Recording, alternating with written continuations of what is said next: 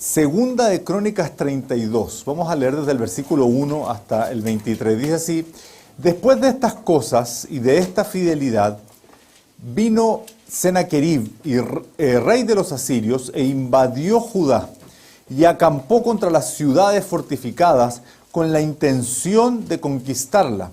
Viendo pues Ezequías la venida de Sennacherib y su intención de combatir a Jerusalén, tuvo consejo con sus príncipes y con sus hombres valientes para cegar las fuentes de agua que estaban fuera de la ciudad, y ellos le apoyaron. Entonces se reunió mucho pueblo y cegaron todas las fuentes y el arroyo que corría a través del territorio, diciendo: ¿por qué han de hallar los reyes de Asiria muchas aguas cuando vengan? Después, con ánimo resuelto, edificó Ezequías todos los muros caídos, e hizo alzar las torres y otro muro por fuera. Fortificó además a Milo en la ciudad de David, y también hizo muchas espadas y escudos. Y puso capitanes de guerra sobre el pueblo, y los hizo reunir en la plaza de la puerta de la ciudad. Y habló al corazón de ellos, diciendo: esforzaos y animaos, no temáis, ni tengáis miedo del rey de Asiria, ni de toda la multitud que con él viene. Porque más hay con nosotros que con él. Con él está el brazo de carne, mas con nosotros está Jehová nuestro Dios para ayudarnos y pelear nuestras batallas. Y el pueblo tuvo confianza en las palabras de Ezequías, rey de Judá. Después de esto, Sennacherib, rey de los asirios, mientras sitiaba a Laquis con todas sus fuerzas, envió sus siervos a Jerusalén para decir a Ezequías, rey de Judá, y a todos los de Judá, que estaban en Jerusalén: así ha dicho Sennacherib, rey de los asirios: ¿en quién confiáis vosotros al resistir el sitio en Jerusalén? No os engaña Ezequías para entregaros a muerte, a hambre y a sed, al decir: Jehová nuestro Dios nos librará de la mano del rey de Asiria. ¿No es Ezequías el mismo que ha quitado sus lugares altos y sus altares, y ha dicho a Judá y a Jerusalén: delante de este solo altar adoraréis, y sobre él quemaréis incienso? ¿No habéis sabido lo que yo y mis padres hemos hecho a todos los pueblos de la tierra? ¿Qué Dios, con minúscula, hubo de entre todos los dioses de aquellas naciones que destruyeron mis padres, que pudiese salvar a su pueblo de mis manos? ¿Cómo podrá vuestro Dios libraros de mi mano? Ahora pues, no os engañe Ezequías, ni os persuada de ese modo, ni le creáis, que si ningún Dios de todas aquellas naciones y reinos pudo librar a su pueblo de mis manos y de las manos de mis padres, ¿cuánto menos vuestro Dios os podrá librar de mi mano? Y otras cosas más hablaron sus siervos contra Jehová Dios y contra su siervo Ezequías.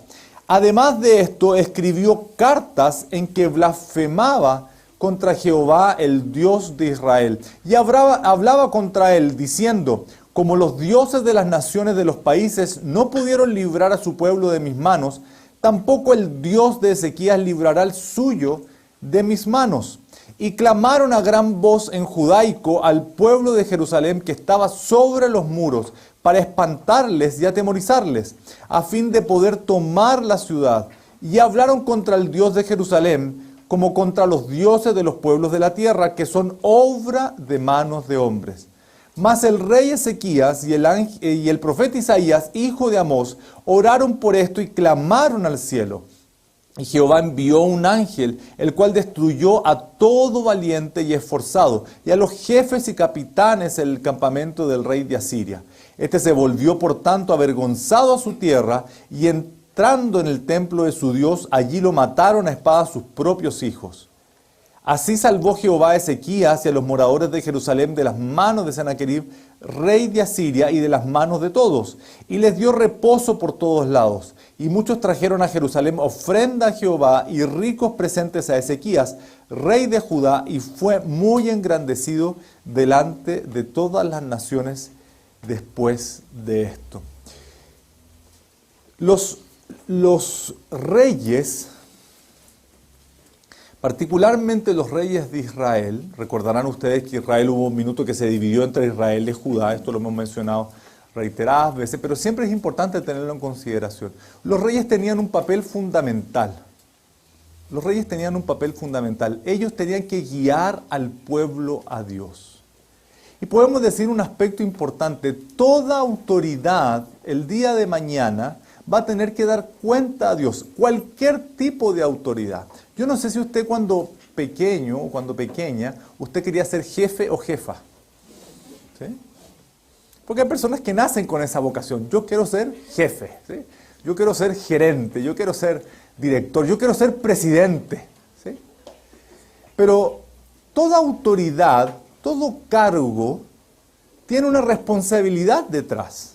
Y esa responsabilidad a lo mejor no se va a ver en el minuto, pero uno tiene que saber que toda persona tendrá que rendir cuentas a Dios abiertamente, y particularmente las personas que están en eminencia. Por ende, quienes asumían el cargo de reyes tenían evidentemente que dar cuenta, y su papel era llevar al pueblo a Dios. Cuando Israel se divide en Israel y Judá, 10 tribus y 2 tribus, en Israel no se encontró ningún rey que llevara al pueblo a Dios, muy por el contrario, todos lo llevaban en contra de Dios, y en algunos más y más y más y más. Y en Judá sucedió con algunos reyes, los menos. Dentro de estos está Ezequías. Dentro de estos está Ezequías. Y una de las cosas que nos ha hecho, saben ustedes que hace poquito tuvimos nuestro congreso de matrimonios, y una de las cosas que nos ha hecho bien con mi esposa es como que hemos hablado más este tiempo. Así que nos ha hecho también bien el congreso de matrimonio. Y hablábamos de este pasaje, yo le compartía unas impresiones muy fuertes que yo tenía con esta palabra particularmente. Cómo esto nos lleva a meditar, cómo la palabra de Dios debe llevarnos a reflexionar. ¿Qué caracterizó a Ezequías? Ezequías fue un hombre que tuvo una actitud diferente. ¿Sí? Justo antes, en el capítulo 31, los últimos 2 versículos del capítulo 31, está ahí inmediatamente, ¿sí?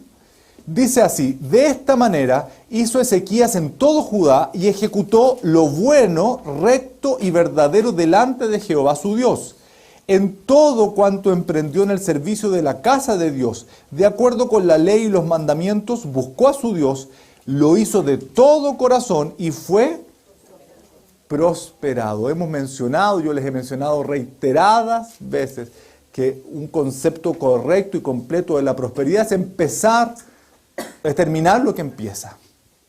Y aquí vemos que Ezequías repara en aquello. Él comienza una obra de restauración y él la logra ver. Qué extraordinario es aquello.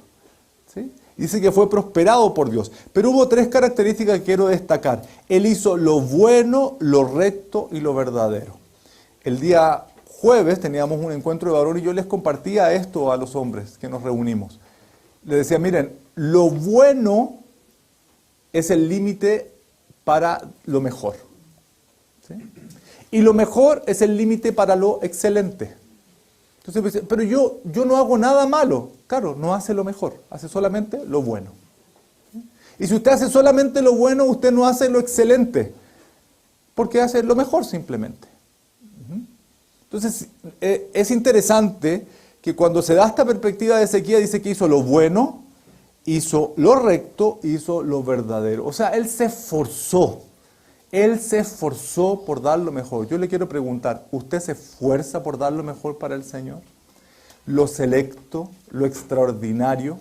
Dentro de las reformas que hizo Ezequías, volvió a reconstruir el templo, y la gente empezó a llevar nuevamente los diezmos y las ofrendas al templo. Y es interesante porque particularmente en aquella época la mayoría de los diezmos y las ofrendas eran cosas, eran frutos, eran vacas, eran leche, eran productos. Y fue tanto que tuvieron que crear un lugar. Ezequías envió a construir un lugar para guardar todas aquellas cosas. Y entonces es interesante que la gente daba lo mejor y de las primicias, lo excelente, ¿sí? No esa naranja que se caía y como esta yo me la voy a comer, entonces se la voy a llevar al Señor. No, esa que había que subirse al árbol para cortarla. Y en todas esas cosas creo que Dios nos llama en este tiempo a que nuestra actitud habla mucho, nuestra actitud dice mucho de nosotros. Y que nuestra actitud sea precisamente con estas características: lo bueno, lo recto y lo verdadero. Yo tengo que decirle que cuando uno se motiva a hacer lo mejor, se motiva a hacer lo excelente, se motiva a hacer lo que es correcto, eso por lo general despierta en otros la envidia. ¿Sí? Y entonces uno puede decir, bueno, ¿para qué me esfuerzo tanto entonces en hacer lo mejor si voy a despertar a lo mejor la envidia en otros? Pero estas perspectivas Dios las permite en nuestra vida precisamente muchas veces para probar nuestra actitud. Para ver, ahora que has logrado, ahora que llegaste a la meta, ahora que lo tienes, ¿sí? Piense usted en algo que usted desea. Yo le estoy pidiendo una cosa, yo sé que usted desea muchas cosas. Piense en una cosa que usted desea. ¿Sí? Imagínese que usted obtiene aquello. ¿Sí? Y llegan minutos, yo le voy a decir algo. Tenga cuidado con lo que desea. Porque a veces uno desea cosas y después dice, ¿y yo pedí esto? Cada vez que paseo al perro, digo, Señor, yo lo pedí al perro. Créanme, cada vez digo, Señor, ¿por qué no pedí un perro chico? Y precisamente hoy pensaba en eso. ¿Cuántas cosas a veces uno desea y después dice, ¿y para qué pedí esto? O uno dice, ¿para esto me esforcé tanto? ¿Y esto era todo? ¿Esto era todo? A pesar de que Ezequías se esforzó por hacerlo excelente, por hacerlo mejor, él no estuvo exento de dificultades. Todo el bien que uno puede experimentar en la vida puede generar tres cosas. Envidia, arrogancia o impiedad. Dígale al que está a su lado. Envidia, arrogancia o impiedad. Miren, todo lo que uno hace puede generar o envidia, o arrogancia, o impiedad. Basta que usted tenga algo bueno y va a generar inmediatamente la atención en otros. Y esa atención va a ser evidentemente, yo lo quiero. Yo quiero lo que tiene el otro. Recuerde que es parte de los 10 mandamientos. No codiciarás. No codiciarás. ¿Por qué esto es importante? Porque uno tiene que cuidarse de la envidia. Porque a veces uno dice, yo quisiera tener lo que tiene el otro. Y usted no sabe lo que demanda aquello. Usted dice, yo quiero tener una casa grande. Y después cuando la tiene, dice, y esta casa, barrerla y limpiarla y cuidarla y protegerla. ¿Sí? El rey Salomón fue un hombre que tuvo todo lo que deseó, todo. ¿Sabe qué dijo él? Eclesiastés 4:4. He visto asimismo que todo trabajo y toda excelencia de obra despierta la envidia del hombre contra su prójimo. También esto es vanidad y aflicción de espíritu. Todo lo excelente, todo lo fantástico, lo que despierta en unos aspectos es la envidia. Yo lo quiero. Pero a veces uno no sabe lo que está pidiendo. ¿Qué más despierta en las personas? La arrogancia. ¿Sí? Esto lo hice yo. ¿No es cierto? ¿Cuántas veces uno dice, esto lo hice yo? Mire, a veces se nos sale la arrogancia hasta en los castillos de arena. Vamos a la playa y yo quiero tener el mejor castillo que el otro, ¿sí? Y esto lo hice yo. Y Dios envía una ola y se acabó el castillo. ¿Sí? En todo muchas veces uno tiene esa tendencia, esto lo hice yo, esto me lo gané con mi sudor, esto me lo gané con mi esfuerzo, esto lo he logrado yo, nadie me lo dio. ¿Cuántas veces uno dice expresiones como esto nadie me lo dio? Y en ese nadie uno mete lamentablemente también en el saco a Dios en muchas perspectivas. Cuando Dios le dijo al pueblo de Israel, yo los voy a sacar de la esclavitud, ustedes no son nada. Ustedes no son nada. Yo los voy a llevar a un lugar en que lo van a tener todo. Por favor, mire esta perspectiva. Ustedes no son nada, son el último eslabón en la sociedad en Egipto. Y yo los voy a llevar a que lo tengan todo. Pero me parece espectacular que Dios le dice, pero cuando lleguen allá, o sea, Dios se asegura. Cuando lleguen allá, dice Deuteronomio 8, 17, 18, ten cuidado de que cuando veas todo lo que tienes y digas en tu corazón, Mi poder y la fuerza de mi mano me han traído esta riqueza. Sino acuérdate de Jehová tu Dios, porque Él te da el poder para hacer las riquezas, a fin de confirmar su pacto que juró a tus padres, como en este día. Lo primero que Dios le dice, cuando llegues allá y veas todo el bien que yo te he hecho, acuérdate de mí. Acuérdate de mí. Esta semana había un ejercicio que teníamos que hacer de enviar una carta. No recuerdo si era un ejercicio o lo vi en un video, no recuerdo bien, pero era escribir una carta en agradecimiento a una persona que le haya hecho bien. Era un ejercicio, ¿no es cierto?, que teníamos que hacer. Enviarle una carta a una persona que usted diga, mira, tú me ayudaste en tal momento, tú me diste trabajo, me ayudaste en tal momento, me diste un abrazo, me abriste las puertas, ¿sí? Y quiero animarlos a que lo podamos hacer. Porque una de las cosas que a veces, como dice la canción, se te olvida, ¿sí?, que Dios o puso a alguien o Él mismo nos ayudó. Y Dios permite que hayan personas en nuestro camino que nos ayudaron en momentos precisos, ¿sí? Y a veces uno pasa y se le olvida dar las gracias. Se le olvida dar las gracias. Dios les dice, ojo, que cuando les vaya bien, no se vayan a olvidar y a pensar que son ustedes. Que son ustedes. Dijimos la envidia, la arrogancia y la impiedad. Uno de los problemas con las riquezas o con que a uno le vaya bien en la vida es que uno se vuelve impío. ¿Y qué implica volverse impío? Que uno ya rompe los límites, ¿sí? Hay un proverbio que dice que al pobre le toca escuchar muchas malas cosas, ¿sí? Pero en cambio el rico dice, todos le suplican el favor. Todos les hablan bien, todos le dicen. Y una persona que alcanza ciertas riquezas, aún no las tenga, ¿sí?, aún no las tenga, puede llegar en su minuto a decir, yo no quiero que me hablen de tal o cual manera, yo no quiero que nadie me diga nada.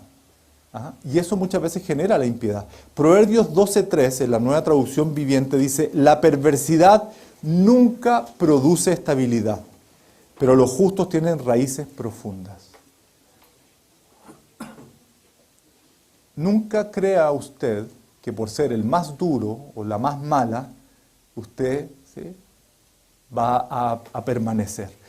El mal nunca paga, el mal siempre pierde.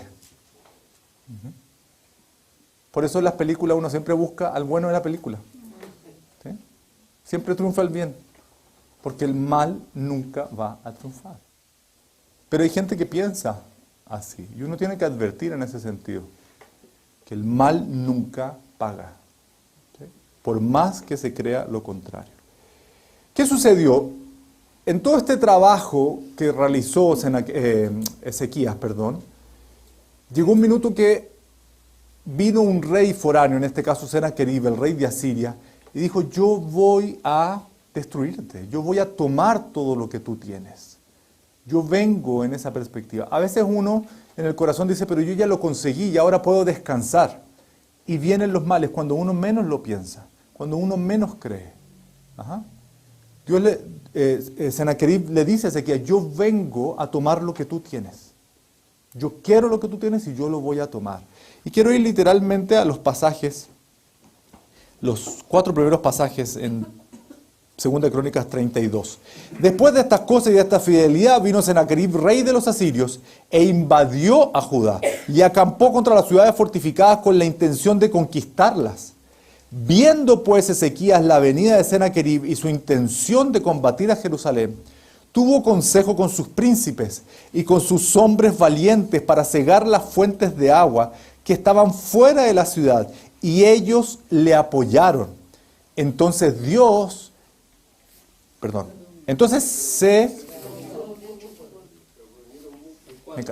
gracias, que me cambiaron las hojas, ahí sí. Se reunió mucho pueblo y cegaron todas las fuentes y el arroyo que corría a través del territorio, diciendo, ¿por qué han de hallar los reyes de Asiria muchas aguas cuando venga? nosotros tuvimos la oportunidad de estar en Israel y estar en el túnel de Ezequías. Es impresionante como obra de construcción, como obra ingenieril. Es un túnel, hay una parte que uno puede atravesarlo en seco y hay otra parte que el agua le llega como a los tobillos, ¿sí? Bueno, dependiendo de la altura, evidentemente, ¿sí? Pero todo el tiempo tú tienes que ir agachado. Todo el tiempo tú tienes que ir así como humillado, por decirlo así. Y como obra de construcción, como obra ingenieril, es realmente extraordinario lo que ellos lograron hacer, porque tú estás ahí y dices, ¿cómo hicieron esto? Por lo menos fue la pregunta que a mí me surgió. Yo tenía dos preguntas. ¿Cómo hicieron esto? ¿Y cuándo se termina este túnel? ¿Sí? Porque uno camina y como que siente que nunca va a terminar. Ajá. Y es realmente extraordinario. Yo tenía una foto. Es como el Señor en muchos aspectos nos cuida. Ustedes saben que esta enseñanza la compartimos también en YouTube. Yo tenía una foto, hay una foto que nos sacamos con mi esposa al final y aparecen nuestras hijas y otros niños, ¿sí? Entre ellos un bebé que estaba ahí, que viajó la última vez con nosotros. Yo estaba sentado orando y el Espíritu Santo me dice, no muestres la foto. ¿Sí? La foto no tiene... Usted se va a quedar con la incógnita de qué tenía la foto. Yo lo sé.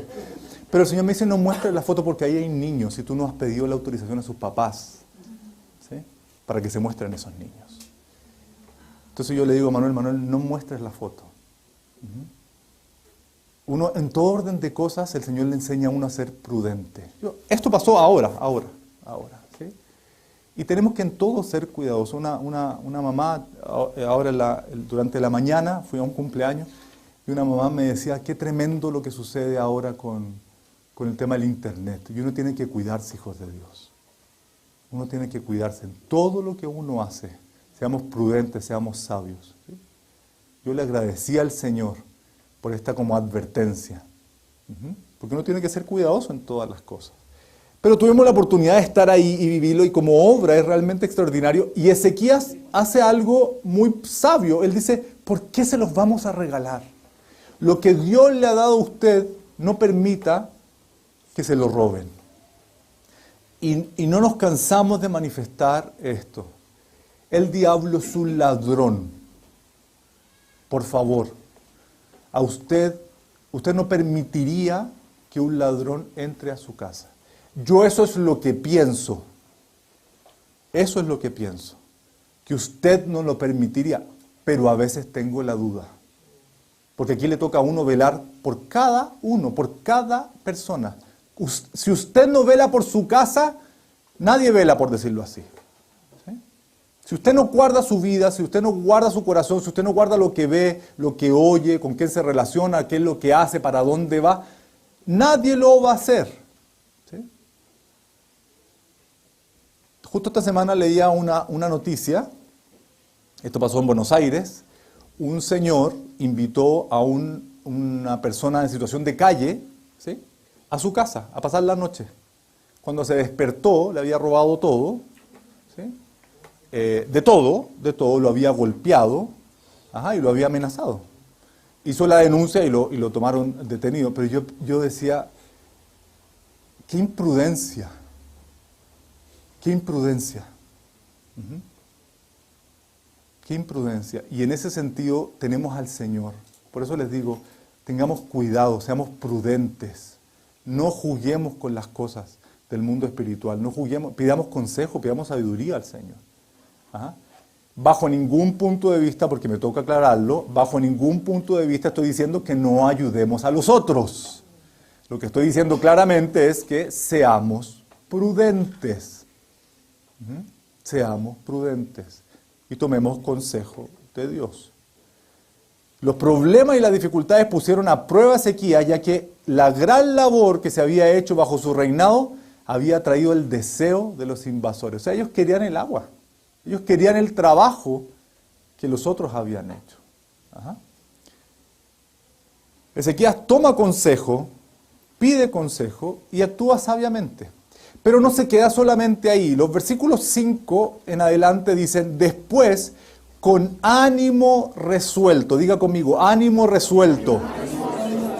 Edificó Ezequías todos los muros caídos e hizo alzar las torres y otro muro por fuera. Fortificó además a Milo en la ciudad de David. Y también hizo muchas espadas y escudos y puso capitanes de guerra sobre el pueblo y los hizo reunir en la plaza de la puerta de la ciudad. Y habló al corazón de ellos diciendo: esforzaos y animaos, no temáis ni tengáis miedo del rey de Asiria, ni de toda la multitud que con él viene, porque más hay con vosotros que con él. Con él, me llama la atención esta expresión, está el brazo de carne, o sea, pura carne. Pura carne. En épocas de esta, que la carne sobra, decir esto es amedrentamiento. Ajá.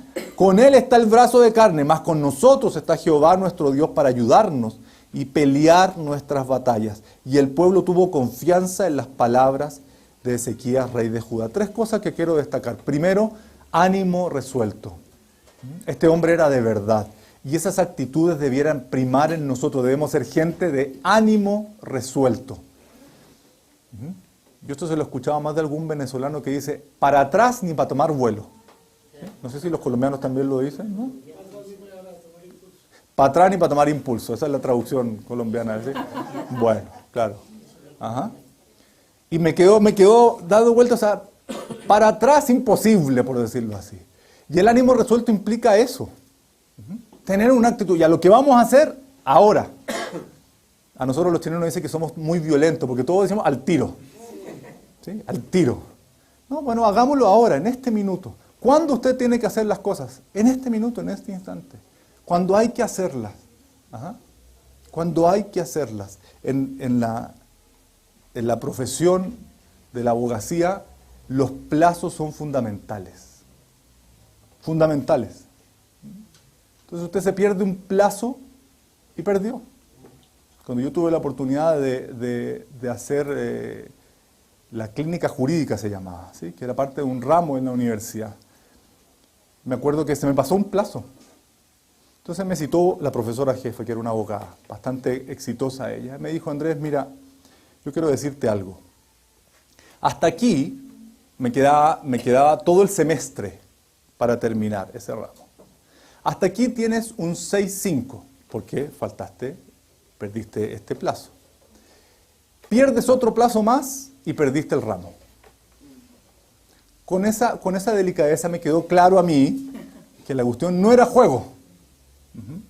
¿Y por qué les digo esto? Porque el tiempo que Dios nos da es para utilizarlo bien.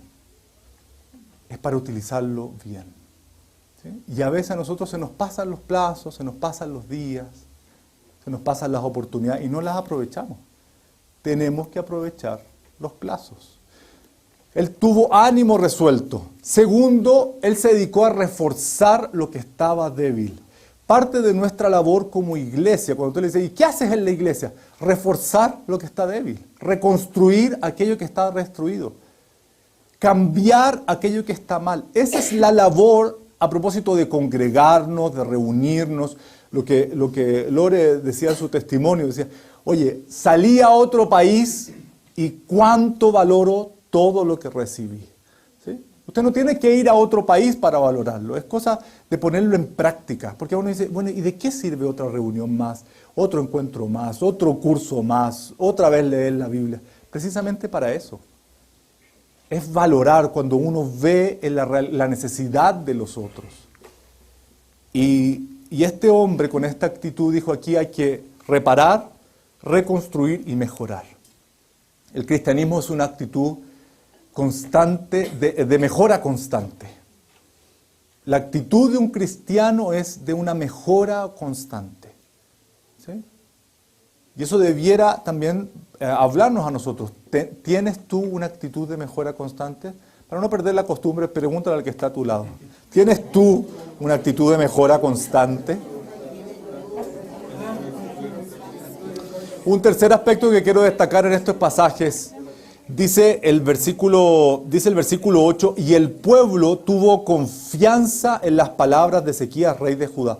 Ezequías le dijo: anímense, esfuércense. ¿Sí? Y la gente le creyó. ¿Sabe cómo se llama eso? Testimonio.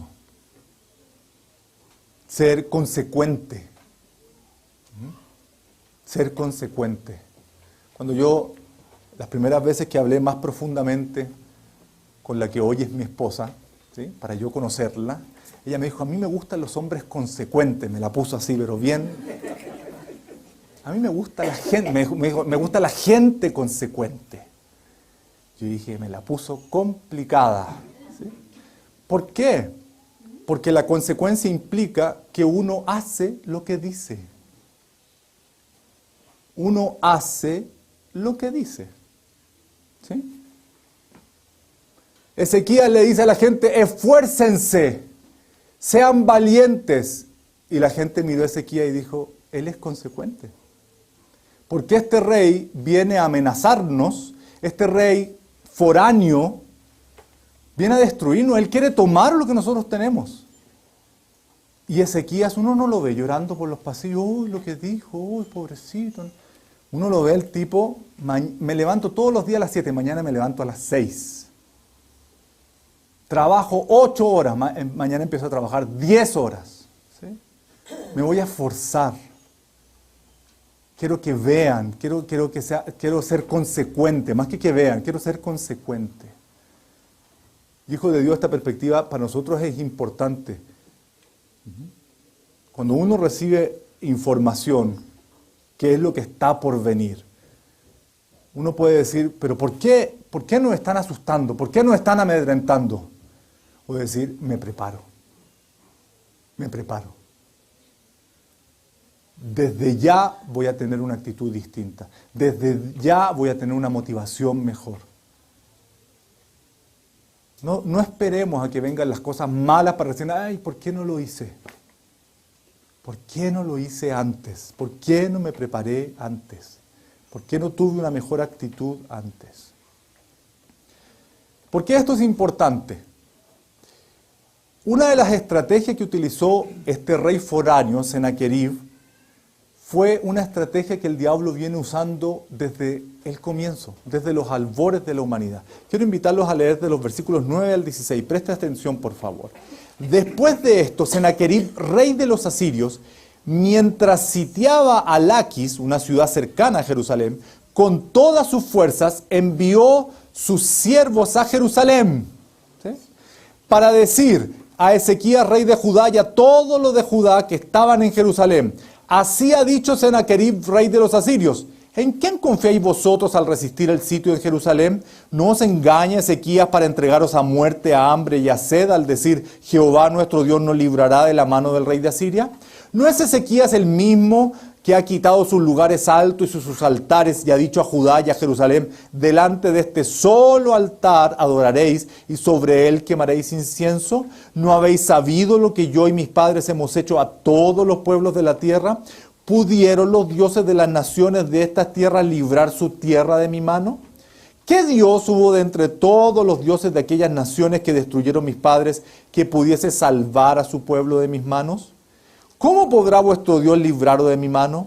Ahora pues, no os engañe Ezequías, ni os persuada de ese modo, ni le creáis, que si ningún Dios de todas aquellas naciones y reinos pudo librar a su pueblo de mis manos y de las manos de mi padre, ¿cuánto menos vuestro Dios os podrá librar de mi mano? Y otras cosas más hablaron sus siervos contra Jehová y contra Jehová Dios, y contra su siervo Ezequías. El enemigo de nuestras almas siempre ha utilizado el mismo arsenal para buscar derribarnos.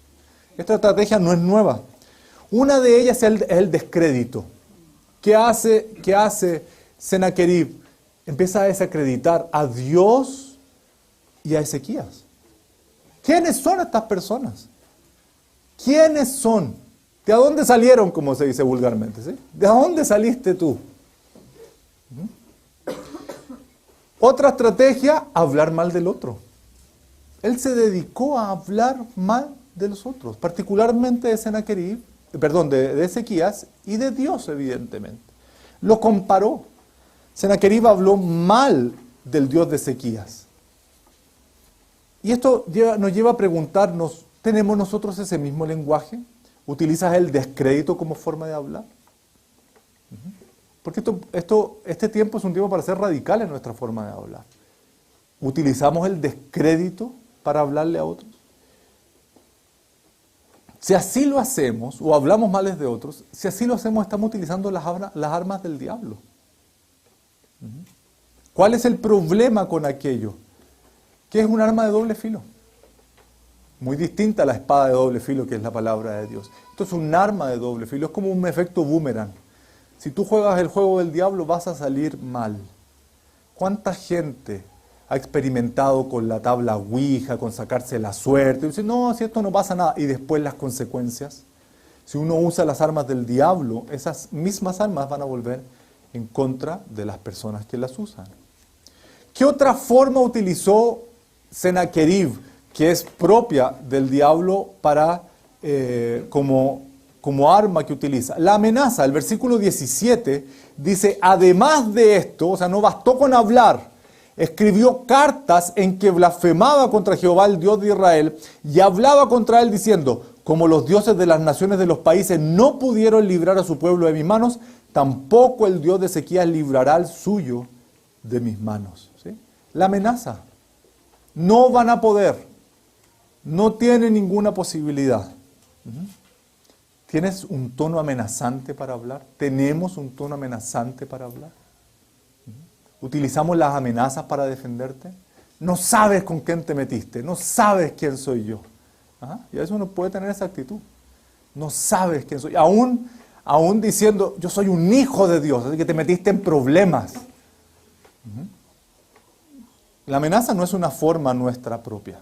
Otra cosa es que Dios nos defienda, pero nuestra actitud no debe ser de amenaza. Y otra de las formas que también el diablo utiliza frecuentemente es el miedo y el temor. Y aquí hago una distinción. Versículo 18 y 19 dice, y clamaron a gran voz en judaico, o sea, le hablaron en su propio idioma, al pueblo de Jerusalén que estaba sobre los muros, para espantarles y atemorizarles a fin de poder tomar la ciudad. Y hablaron contra el Dios de Jerusalén, contra los dioses de los pueblos de la tierra, que son obra de manos de hombre. El miedo puede ser real o ficticio. O sea, uno puede tener temor al temor. Perdón, miedo al miedo. ¿Sí? Miedo del miedo. Y hay miedos que no son reales. Hay miedos que no son reales y uno tiene que combatirlos, evidentemente. Y hago la diferencia con el temor porque uno de los efectos del temor es la parálisis. El temor paraliza. Una persona atemorizada se paraliza. Sennacherib lo que buscaba era precisamente eso. Que tuvieran miedo a algo que todavía no sucedía. Él estaba lejos. Es algo que todavía no sucedía. Pero además, ¿qué buscaba? Que la gente cayera en esa parálisis que da el temor. En eso de quedarse estático, no poder hacer nada.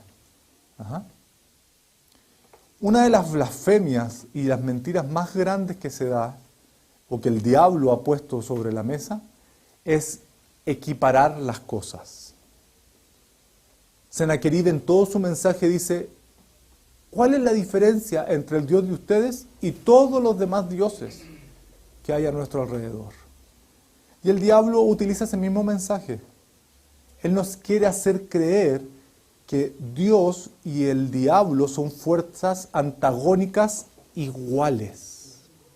Eso es una mentira tremenda. No hay antagonismo parejo. Quiero decírselo en términos que usted lo entienda. No es una pelea entre iguales. El diablo nunca va a poder vencer a Dios. Nunca va a poder plantarse con Dios de la misma forma. Pero parte del engaño es querer creer que eso es así. Y en esta perspectiva tenemos que tener esto claro. Esta no es una pelea entre iguales. Efectivamente uno dice entre el bien y el mal, pero no son dos iguales. Dios siempre está por sobre toda acción del mal. Y es importante que nosotros lo recordemos. Es muy importante que lo tengamos claro. Éxodo 15:3 dice, Jehová es varón de guerra, Jehová es su nombre. O sea, cuando se trata de pelear, Dios es un especialista. Entonces haga usted como hacían estos los luchadores de lucha libre, ¿sí? Que estaban así apenas y le daban la mano al que estaba afuera. ¿Alguno de aquí vio la lucha libre? Yo fui el único pecador que la vio, ¿sí? Estaba a punto de perder y le daba la mano al compañero y entraba el otro y dejaba, ¿sí?, la crema. El relevo, exactamente, el relevo. Cuando usted se sienta agobiado, haga relevo. Mire, ni siquiera espera sentirse agobiado, haga el relevo al tiro, ¿sí? Cuando el diablo le amenace, usted haga el relevo al tiro y diga, no, enfréntate con Dios, a ver si puedes, a ver si puedes. Los versículos finales, versículos 20 en adelante, dicen, mas el rey Ezequías y el profeta Isaías, hijos de Amós, oraron por esto y clamaron al cielo, y Jehová envió un ángel, el cual destruyó a todo valiente y esforzado, y a los jefes y capitanes en el campamento del rey de Asiria. Este se volvió, por tanto, avergonzado a su tierra, y entrando en el templo de su Dios, allí lo mataron a espada sus propios hijos. Así salvó Jehová a Ezequías y a los moradores de Jerusalén de las manos de Sennacherib, rey de Asiria, y de las manos de todos, y les dio reposo por todos lados. Y muchos trajeron a Jerusalén ofrenda a Jehová y ricos presentes a Ezequías, rey de Judá, y fue engrandecido, fue muy engrandecido delante de todas las naciones después de esto. 4 consideraciones finales a propósito de estos versículos para que oremos. Primero, Ezequías se apoyó en el profeta Isaías y juntos clamaron a Dios. Cuando usted tenga problemas o dificultades, busque a alguien espiritual, no busque a alguien carnal. ¿Sí? Ezequías fue un hombre astuto y fue sabio y fue inteligente. Dijo, ¿a quién voy a llamar para que ore conmigo? Al profeta. Vamos a buscar a Dios y vamos a clamar. No puede uno unirse en yugo desigual. ¿Sí? Y esta perspectiva también tiene que ver con esto. Busque gente que a usted le desafíe su espiritualidad. Siempre. Busque gente que le desafíe en su espiritualidad. Mi abuelo me enseñó a jugar ajedrez y siempre me ganó. Hasta que llegó un punto en que le empecé a ganar. Entonces cuando le empecé a ganar me dijo, bueno, ahora tienes que buscar gente que sea mejor que yo, a la que tú no le puedas ganar. Ajá. Y esa perspectiva debiera tener uno también en la vida espiritual. No busque simplemente el que le cae bien, el que es simpático. Busque a personas que le desafíen en su vida espiritual, que le lleven a más. ¿Sí? Tenga en consideración aquello. Ezequías fue inteligente en ese sentido. ¿A quién llamó de partner? Al profeta. Y juntos clamaron. Y Dios les respondió. ¿Sí? En las dificultades pide ayuda a gente espiritual, a gente pide ayuda del cielo. Segundo, Dios destruyó las fortalezas del enemigo. ¿Le suena esto conocido? Dios es el que puede vencer las fortalezas del enemigo. Él destruye las fortalezas y a veces destruye las fortalezas nuestras. A veces tiene que destruir nuestras propias fortalezas para poder destruir las fortalezas de los otros. Sennacherib fue derrotado, volvió avergonzado y fue muerto por sus propios hijos. Qué manera tan trágica de morir. Qué manera tan lamentable de morir. Toda la arrogancia, toda la soberbia, todo lo que dijo, se le jugó en contra. Un tercer aspecto, Ezequías encontró reposo de la mano de Dios. Y esto es algo que debemos entender. Solo hay descanso para nuestras almas en Dios. Y finalmente, cada victoria que experimentamos genera una riqueza en nuestras vidas. Fue tan notoria la victoria que Ezequías tuvo que la gente le llevó presentes. Y si ya era rico, se hizo más rico. Cada experiencia, cada situación, cada victoria que logramos enriquece más nuestro interior. Nos lleva a fortalecernos, nos lleva a crecer. Y esas experiencias nos ayudan a buscar más del Señor. No tenga miedo a las dificultades, no tenga miedo a las batallas, no tenga miedo a las luchas.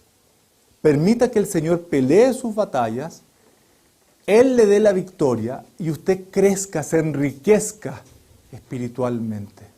Ajá.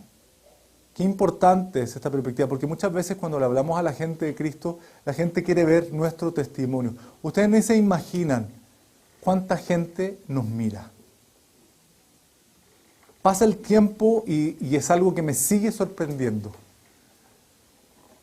Me sigue sorprendiendo y veo que es una realidad que se repite en todos los cristianos. Hebreos 12 dice que corramos la carrera con paciencia en una multitud de testigos, delante de una multitud de testigos. Usted no se imagina cuánta gente lo mira. Dice, pero yo tengo poquitos seguidores en las redes sociales. No, mucha gente te mira. Muchos quieren ver en ti y en mí, ¿qué cosa? El testimonio. Precisamente hoy día hablaba con alguien y me decía, sí, porque yo te he visto muchas veces. Y yo decía, Señor, ¿qué habrá visto? Claro. Y me hablaba de cosas y situaciones que pasaron hace mucho tiempo. Yo decía, qué increíble cómo las personas pueden guardar ese tipo de cosas. A veces uno siempre se queda con lo malo, pero también la gente ve lo bueno. Entonces que seamos ecuánimes, seamos consecuentes como lo fue Ezequías. Cuando vino el tiempo de la dificultad, Ezequías le dijo a la gente, esfuércense, sean valientes. Casi como yo, diciendo Ezequías, sean valientes como yo. ¿Puede usted decir, sean valientes como yo? Si viene un terremoto. Yo he estado con gente, con cristianos, en temblores fuertes y me he quedado con unas sorpresas. Cuando estábamos en la otra sede, mi amor, me gritaron, ¡una araña!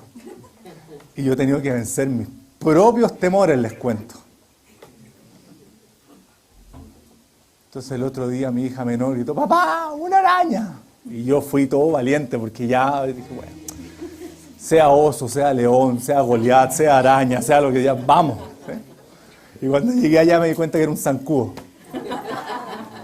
¿Sí? Uno tiene que vencer sus temores, hijos de Dios. Y esa perspectiva es importante que la consideremos hoy. La cosa no pinta para bien, evidentemente. Nosotros tenemos que ser veraces. Yo no puedo decirle otra cosa. Pero en Cristo tenemos esperanza. ¿Sí? Maciel y Lori hicieron un viaje largo, extenso, con hartas paradas. Yo pensaba en el apóstol Pablo mientras pensaba en el periplo que ellos hicieron. Cómo reafirmar a la gente, reafirmar a las iglesias. Pero imagínense, ellos le hubieran contado, no, que la cosa en Chile está mal, que no sé qué, que hay puros problemas, que la delincuencia, ¿sí? Que no sé qué, ¿qué? Se me olvidan los problemas que hay en Chile. Son tantos, claro. No, en Chile hay una cantidad de problemas. Yo dice, bueno, ¿y para qué vinieron entonces? ¿Para contarnos problemas? Oremos. Señor, tú me dices esta palabra en un tiempo de oración y a mí me ha ministrado muchísimo. Me ha hecho reflexionar en muchos aspectos. Y me ha hecho meditar en que de lo que uno recibe, eso da. Que esta palabra, Señor, también impacte muchas vidas, muchos corazones. Porque siempre es más fácil recordar los malos ejemplos, siempre es más fácil hablar mal, siempre es más fácil el descrédito, siempre es más, humanamente es más sencillo encontrar las falencias, las dificultades, los problemas.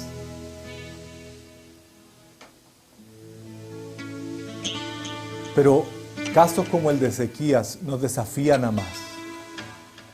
Y si tú lo hiciste con él, lo puedes hacer con cualquiera de nosotros, porque no hay diferencia. Él tenía un cargo, él tenía una tremenda responsabilidad. Era el rey que tú pusiste para gobernar en Israel. Dios te ha dado una casa, Dios te ha dado un lugar, Dios te ha dado un trabajo, Dios te ha puesto en un lugar. Cualquiera sea, en el barrio donde vives, en el trabajo en el que estás, Dios te ha puesto ahí.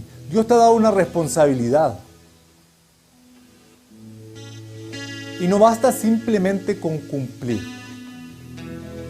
Lo bueno es el límite de lo mejor, y lo mejor es el límite de lo excelente.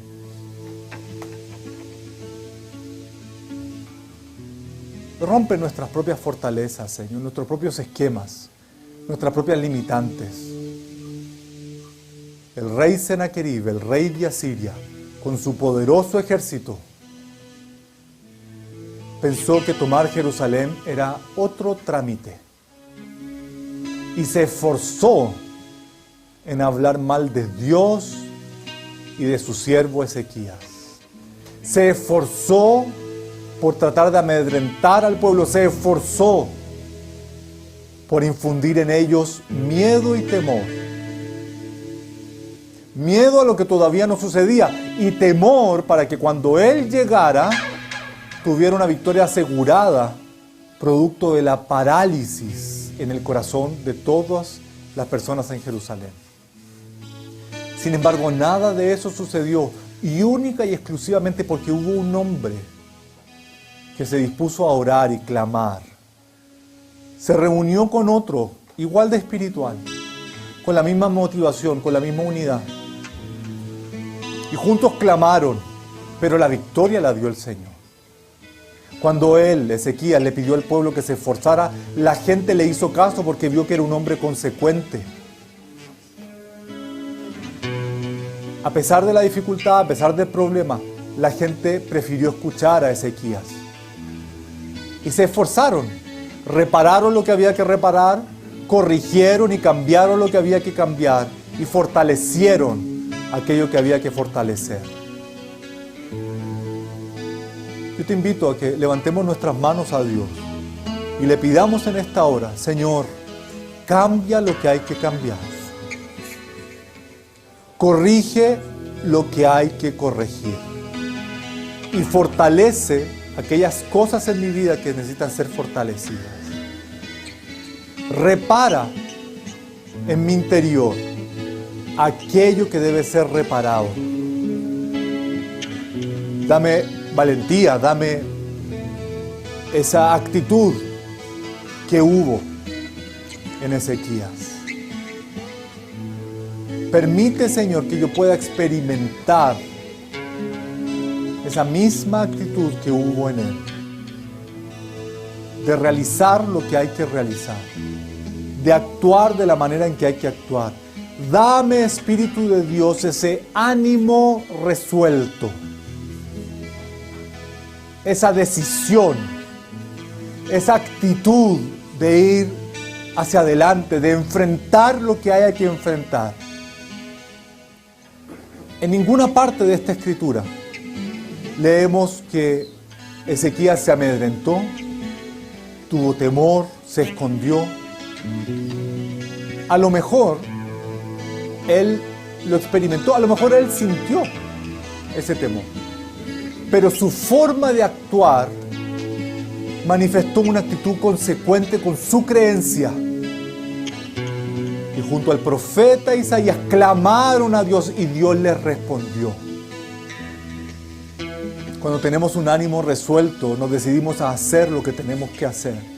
Y confiamos en que por más grande que sea la amenaza, nada se compara a Dios. Senaquerib, un rey hereje, un rey pagano, un rey que confió en su propia capacidad y en su ejército, no tomó en cuenta que el Dios de Israel, que el Dios de Ezequías, que el Dios que ama Jerusalén, porque Dios ama Jerusalén, iba a defenderla. Y a pesar de que él habló mal de Dios y de Ezequías, Dios se llevó la victoria. Señor, hoy levantamos nuestras manos a ti. Hoy te pedimos perdón por todas aquellas actitudes que no te honran, que no te alaban, que no te bendicen, que no te reconocen.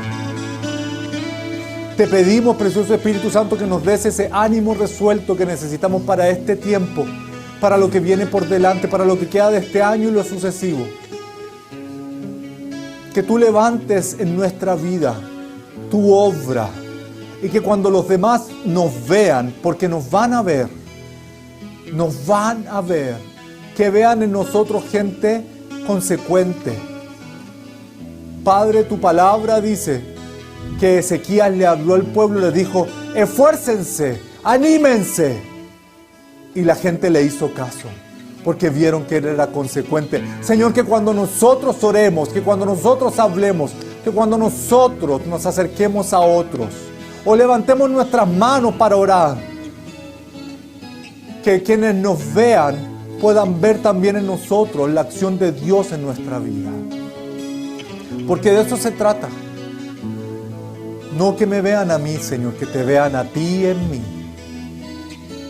Que te vean a ti en mi vida. Dígale esto al Señor. Señor, que la gente te vea a ti en mi vida. Que mi familia te vea a ti en mi vida.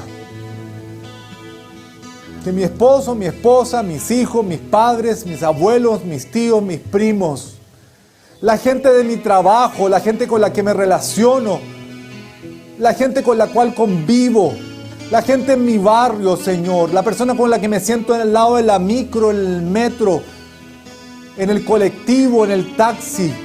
Dios, que la gente te vea a ti en mi vida. Que la gente te vea a ti en mi vida. Por favor, Señor. Por favor, Dios. Te lo pedimos en el nombre de Jesús. Y queremos adorarte en acción de gracia por todo lo que tú haces, porque tú nos responderás. Cuando nadie me ve en la intimidad, donde no puedo hablar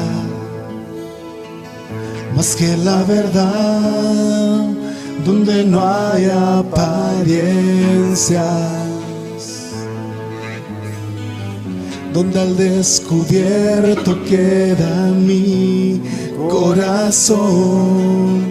Allí soy sincero. Allí mi apariencia de piedad se va. Allí es tu gracia lo que cuenta, tu perdón lo que sustenta para estar de pie. Y no podría dar la cara si no fuera porque estoy revestido de la gracia y la justicia del Señor. Si me vieran tal cual soy, se enterarían que es Jesús. Lo que han visto reflejado en mí tan solo fue su luz. Y es por tu gracia y tu perdón que podemos ser llamados instrumentos de tu amor. Es por tu gracia y tu perdón. Mi justicia queda lejos, mi justicia queda lejos de tu perfección. Y no podría dar la cara, y no podría dar la cara si no fuera porque soy revestido de la gracia y la justicia del Señor. Si me vieran tal cual soy, si me vieran tal cual soy, se enterarían que es Jesús. Lo que han visto reflejado en mí tan solo fue su. Es por tu gracia, es por tu gracia y tu perdón, tu perdón, que podemos ser llamados instrumentos de tu amor, que podemos ser llamados instrumentos de tu amor. Es por tu gracia y tu perdón, y tu perdón. Mi justicia queda lejos, mi justicia queda lejos de tu perfección. Cuán verídica es esta canción, Señor. Definitivamente mi justicia queda lejos de tu perfección. Ninguno, dice la Escritura, puede ser justificado por sí mismo. Nadie puede justificarse por sus obras. Todos quedan excluidos, dice la Escritura, excluidos. ¿Por cuál ley? La ley de la perfección de Dios.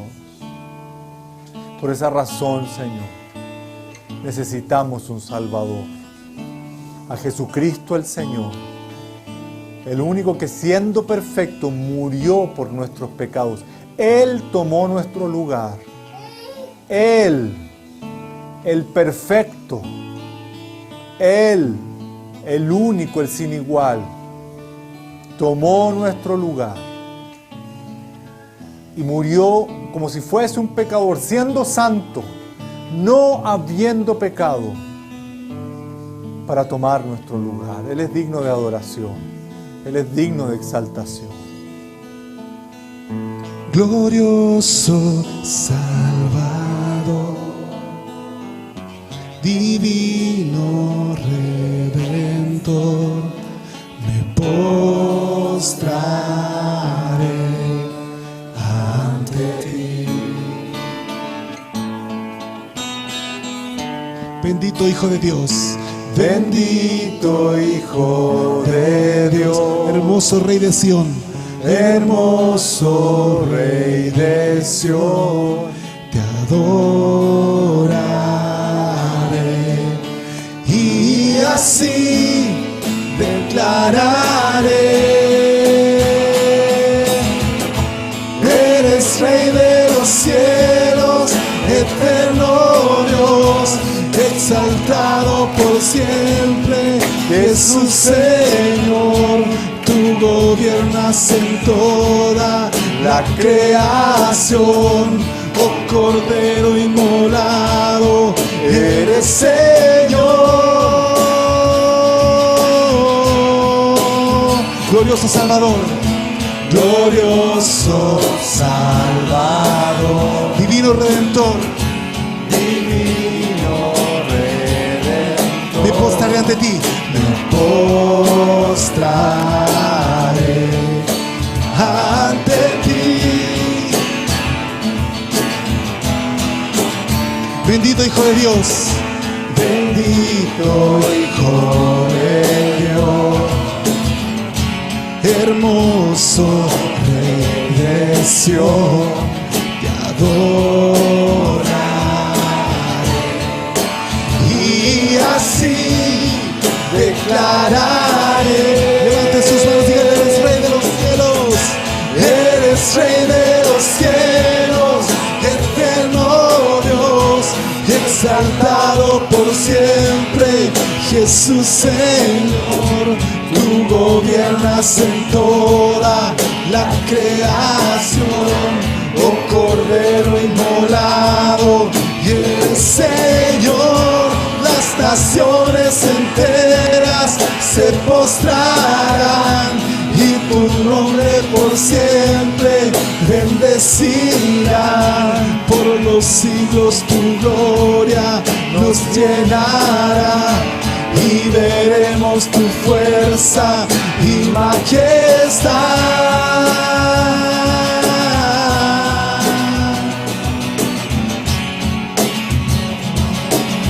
Eres Rey de los cielos, eres Rey de los cielos, eterno Dios, exaltado por siempre, Jesús Señor. Tú gobiernas en toda la creación, oh Cordero inmolado, eres Señor.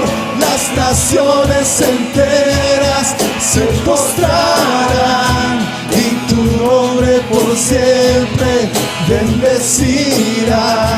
Por los siglos tu gloria nos llenará y veremos tu fuerza y majestad.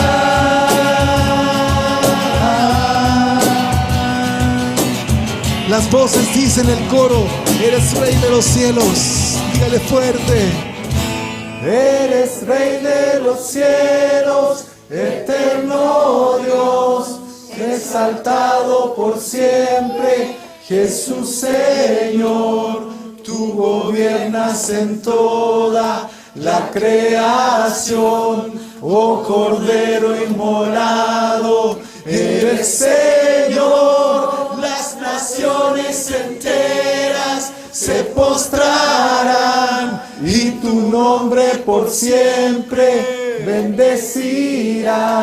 Por los siglos tu gloria Nos llenará y veremos tu fuerza y majestad. Así es, Señor, así es, Señor. Veremos tu favor, tu gracia, tu poder, tu autoridad en nuestras vidas. Capacítanos para este tiempo que viene, Señor. Llénanos de tu presencia, de tu Espíritu. Llénanos de tu Espíritu, Señor. Te damos gracias y te bendecimos en el nombre de Jesús. Amén.